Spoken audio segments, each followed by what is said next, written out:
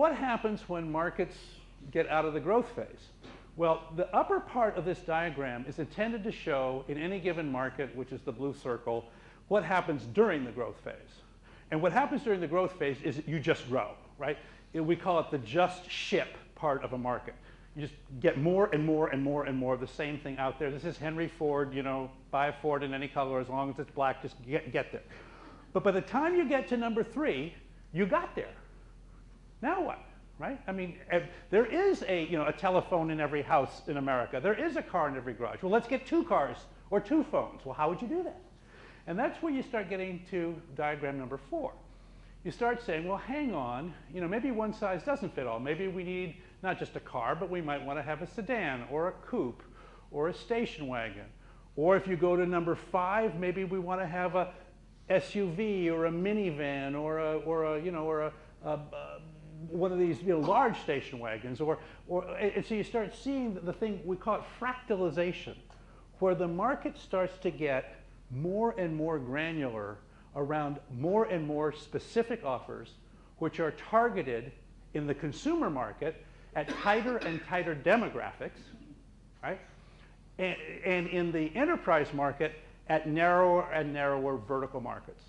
So you start seeing, you know, systems for oil and gas, or systems for pharmaceutical, or systems for retail, okay?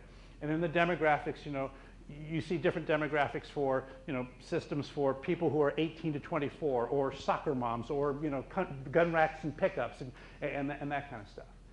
And what's happening here is you're finding that the buying decision is increasingly being driven by the portion of the offer that is novel to that community and special to that community. And so marketing becomes a much bigger part of this thing. However, at the same time, you're seeing the preference that this novelty creates is nowhere near as gigantic as the original category preference. So in the first 3 diagrams, you're choosing between walking and a car. That's a big jump, right? You're willing to pay a big difference between no car and a car. But in 4, 5, and 6, you're now paying the difference between a car and a nicer car. And so you're willing to pay a difference, but the premium gets smaller. Well, if I'm still going to make a bunch of money, I have to take cost out of the part that you don't care about. So you see the blue triangle getting larger in the middle of figures 5 and 6? That's actually the hollowing out of the core. What that means is we're substituting commodity components in the parts of the offer that the market does not care about in order to cost reduce it, while we're investing at the surface in the parts that they do care about. And so it creates this fractal market, and you think, well, how big can this thing get? And how long can it go?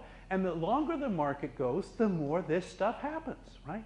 So you started with a kitchen phone, you end up with broadband, bedroom, cordless, car phone, cell phone, office phone, but then you start go VoIP phone, video phone, security system, baby cam, internet, blah, blah, blah, blah, blah. And by the way, just when you think, okay, for God's sake, stop, right? We must be done. Somebody comes along and figures out that you can have a $3 billion market in ringtones. Who knew, right? So the point is, there are very surprising properties to fractal figures. Fractal math is part of this chaos stuff and self-emerging systems. It's probably the coolest intellectual tradition of the last 25 years. I encourage you to play with these models because they appear everywhere.